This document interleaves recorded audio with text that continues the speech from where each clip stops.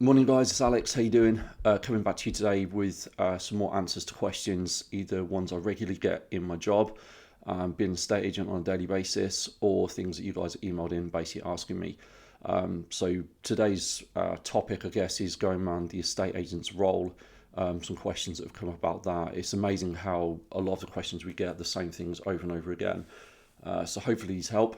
And obviously, like I said before, is anything you guys need, anything you guys want me to answer for you, please send me an email and I'll do my best to help and reach out. So first question, do estate agents work for the buyer or the seller? Well, the role of an estate agent, although most estate agents believe they're valuers, we are not valuers, we're a marketing company. So my job is to get the best possible price from the highest quality buyer for ultimately the seller, who is the one paying my fee. Now, I do believe personally, and maybe other people don't agree, but I do believe you can have a duty of care to the buyer as well as the seller without compromising the work you do for the seller. We work with total honesty and transparency.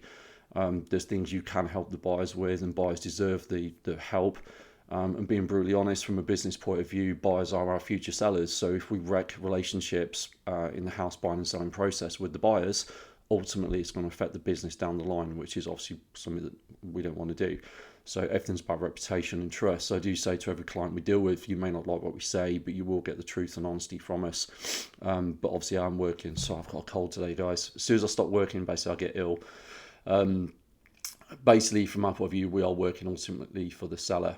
The next question I had was, how do estate agents decide the asking price? This I could waffle on about for absolute ages. Obviously, the valuation side of things, or how we value a property, is down to many, many variables, such as, the history of the house, what they've paid for it before, how the market was when they bought it before, neighbouring properties. When I'm valuing, we're looking at condition of the house, we're looking at neighbouring houses, the outlooks, the views, what the market's doing at the time, the general economy, other properties that are for sale in the area, other properties that have sold.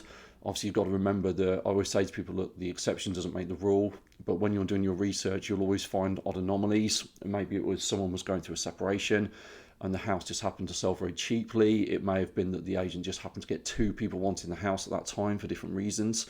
There's many, many different things. And what you need to realise as well is when estate agents actually go out to value the houses, a lot of the estate agency businesses are actually run differently. So, for example, some companies pay their valuers to get the house on the market.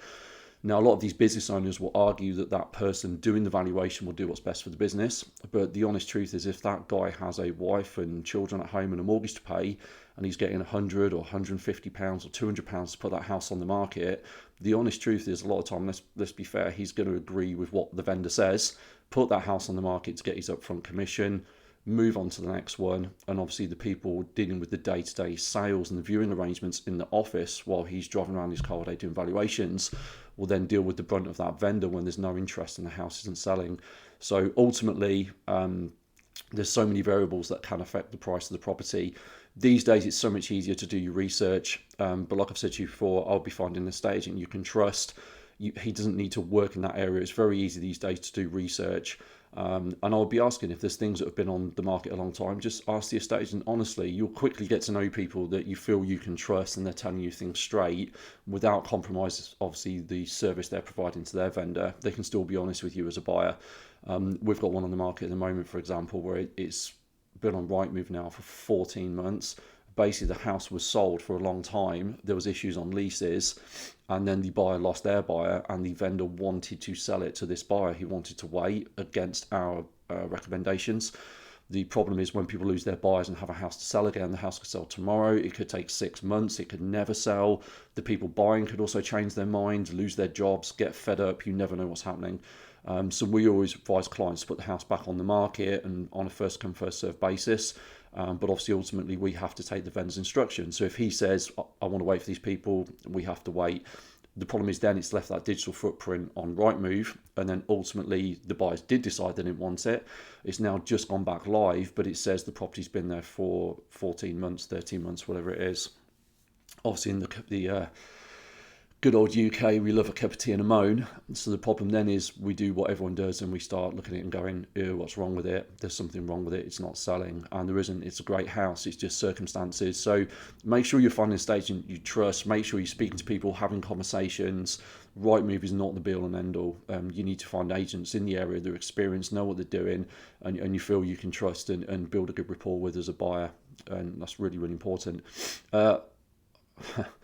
Can an estate agent refuse to pass on my offer? No, they can't. It's a legal requirement to put offers forward in the UK. It does not matter how much the offer is. It's completely irrelevant. It's law. So the bottom line is that if I get someone coming to the office that tells me they want to offer £3,000 on a house that's on the market for £500,000, I have to tell the vendor about that. Why? Because let's be honest, they could have sold the Euro Millions the night before. They might know the buyer and just say, mate, we've just literally won 60 million last night. Shit, he can have it. Give it to him for 50 quid. We don't care. We're going to Cyprus now. So we are ultimately, like I said before, we're a marketing company, not like a car dealer where a car dealer buys the Mini for five grand, cleans it, puts it on the forecourt for 6.5 or whatever, and he owns it in that process. We don't own what we're selling. We're a service-based business. So estate agents have to tell the client about any offers, and this is where the whole gazumping thing becomes tricky and a complete mess, and I'll cover all this in a future video, because the problem is that when offers come in, even if someone's buying a property already, the agent still has to tell that vendor about that offer coming in. So it's not that the agent's doing it deliberately. How people always take it that you've put the offer forward, I'm buying the house, why would you do that? They have to tell the client. And I will go into that on a future video, because that's a massively misunderstood minefield. Especially over the COVID market, there was so much kind of offers over and things going absolutely crazy.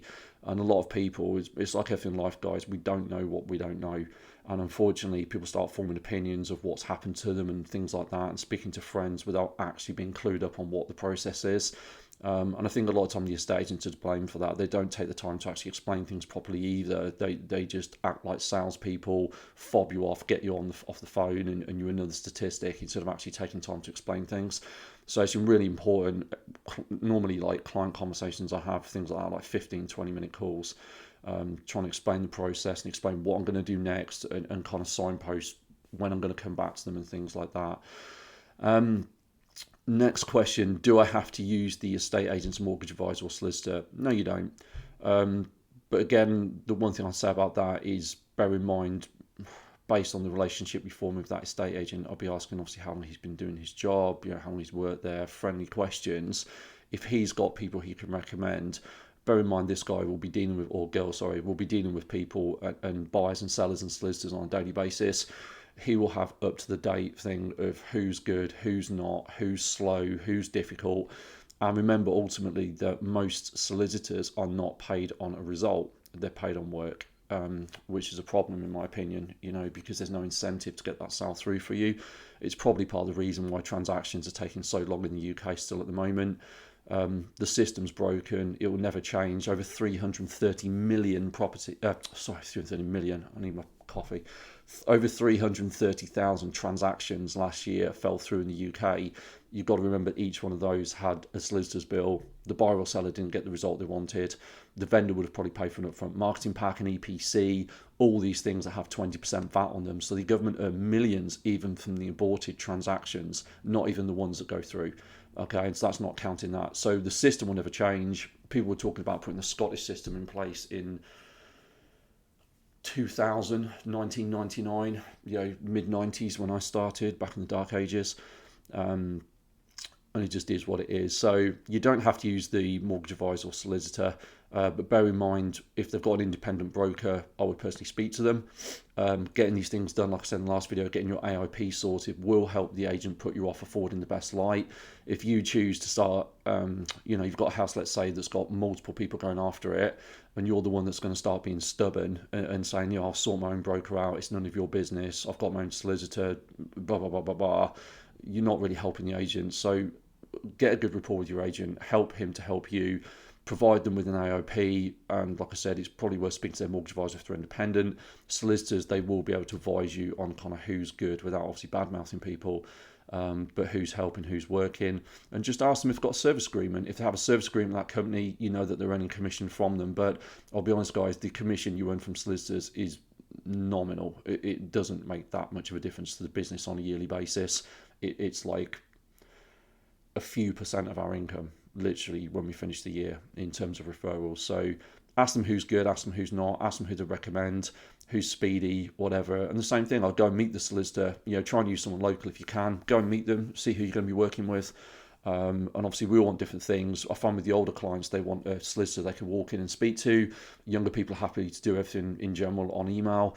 It depends what your tolerance is. Personally, I'm old fashioned. I like things carved into a stone, with a chisel. But there we go. And last question, why do some estate agents seem to favour certain buyers? They don't. It goes back to what I said. It's how much information does that estate agent have to put your offer forward in the best possible light.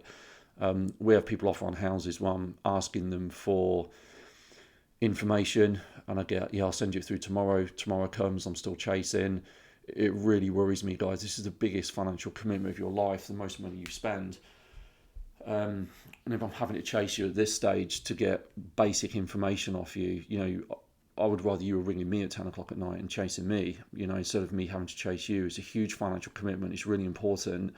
And if I'm having to chase you right at the start, it's a worry and a red flag that this is not a good way to start this transaction when there's other buyers that are at the side of you, providing everything we need, working with us, answering the phone, things like that. So as we talked about in the last video, there's a difference between obviously cash and mortgage. The mortgage buyers are making that more of a financial commitment in general.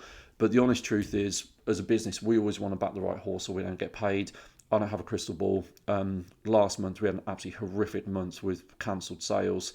But two of the people, one person in general got diagnosed with terminal illness. I don't have a crystal ball. I can't see these things, obviously. So we obviously have to take an informed view at the start. Research as best we can the buyer's positions. Obviously, hopefully the buyers are helping us.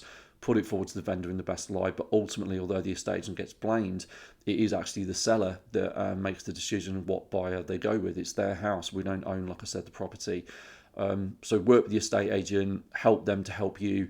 It makes everyone's life so much easier. Just be transparent and honest and find an estate agent, hopefully, that works the same way, that is just straight with you, tells you how it is, and obviously works alongside you.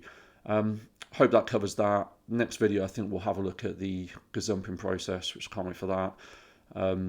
That's a minefield, but hopefully this video helps. I'm going to get some coffee, open the curtains. It looks really sunny again outside. Hope this video helps. Have a great day. Let me know if you need anything. Take care, and I'll speak to you soon.